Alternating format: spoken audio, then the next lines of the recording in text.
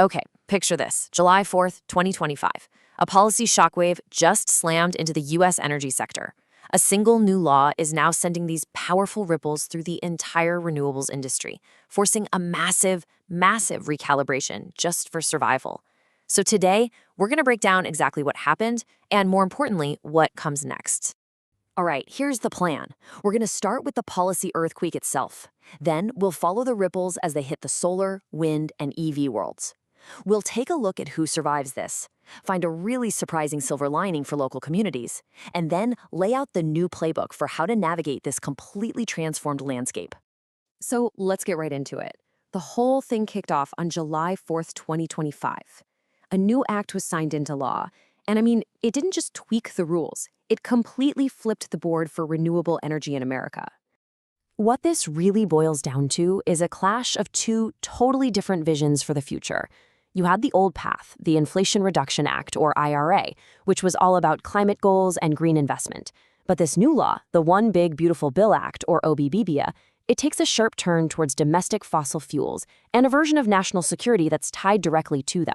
So let's be clear about what this OBBBA actually is. Yeah, it was signed on Independence Day 2025, and it's a massive piece of legislation that basically rolls back or seriously guts a lot of the key tax credits for renewables that came from the IRA. It's a huge shift in federal priorities.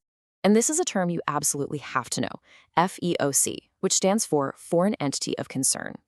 These are brand new, very strict rules designed to cut off influence from places like China, Russia, Iran, and North Korea from the U.S. clean energy supply chain. And believe me, the implications of this are absolutely massive.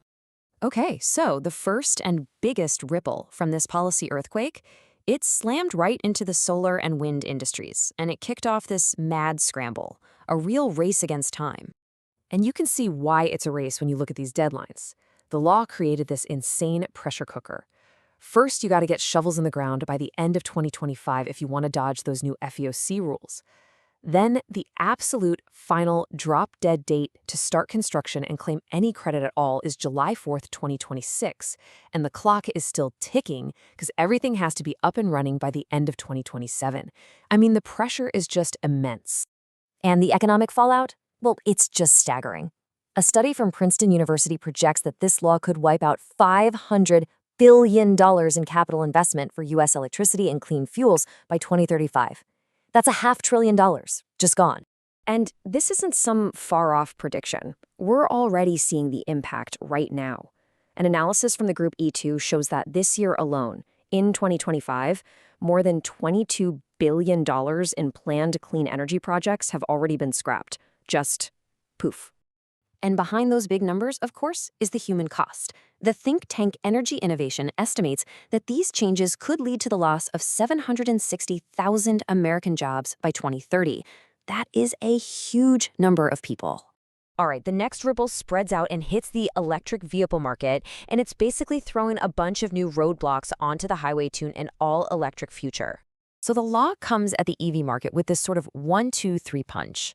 First, it just gets rid of those popular consumer tax credits, the ones that made buying a new or used EV a lot more affordable. Gone. Second, it puts the brakes on manufacturing credits for making batteries. And third, and this is a big one, it gets rid of the penalties for car companies that don't meet fuel economy standards. That's a huge deal because it takes away a major source of revenue for the EV-only companies. And if you want to know what the big picture risk is here, listen to this assessment from the Center on Global Energy Policy at Columbia. They basically said that by doing this, the U.S. risks just ceding the entire massive, ever-growing global EV market to China. So you might be thinking, how on earth does a company actually deal with all this? Well, we have a fascinating real-world example from a solar manufacturer called T1 Energy. To get compliant with these new FEOC rules, they've had to do a ton of financial gymnastics. They had to change their company charter, pay back a big loan to a foreign partner, take away that partner's right to appoint people to their board, and even completely restructure how they license their technology. All of that while also trying to build a brand new certified American supply chain. It's just unbelievably complex. Okay, but it's not all bad news. While some parts of the industry are really scrambling, others have found that their incentives were, well, mostly left alone. And that's creating this whole new landscape of winners, survivors, and adapters. So here's the new reality. not all clean energy is being treated the same under this new law. You can see here, solar and wind, their credits are on a fast track to phase out. But then you have technologies like battery storage, geothermal, and hydropower.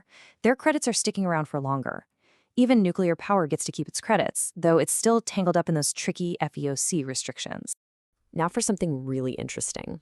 Buried deep, deep inside this, 870-page monster of a bill was a little provision that almost nobody saw coming, and it could be a massive game changer for rural communities across America.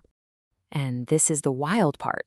A recommendation that came straight out of a Harvard research paper actually made it into the final law. I mean, how often does that happen? It's a perfect example of how serious academic work can directly shape policy. And in this case, it created a real win-win for both clean energy and local economies. So here's the simple breakdown of how it works. Basically, the law says that half of all the money the federal government makes from wind and solar projects on public lands, we're talking rent, royalties, all that stuff, has to go directly back to the states and the counties where those projects are physically located. Think about that. It creates this powerful new economic reason for local communities, especially out in the American West, to say, yes, please build that project here. So that brings us to the big question, how does the industry actually respond to this new world? What's the new playbook for not just surviving, but actually growing in 2026? Well, according to an analysis from Deloitte, the new mantra for the industry really boils down to three key things. First, you got to build fast. Do whatever it takes to accelerate projects and get them started before those safe harbor deadlines run out. Second, you have to stay flexible. Use digital tools, use AI, do whatever you need to do to adapt to a market that's changing by the day. And finally, third, you have to invest in resilience. And that means finding new suppliers and seriously investing in domestic supply chains to handle all that FEOC risk. So, in the end, this policy earthquake has completely redrawn the map for American energy. And it leaves us with this one critical question. Can the U.S. renewables industry adapt fast enough to win this new game? The rules have definitely changed. Now, we all get to watch and see who comes out on top.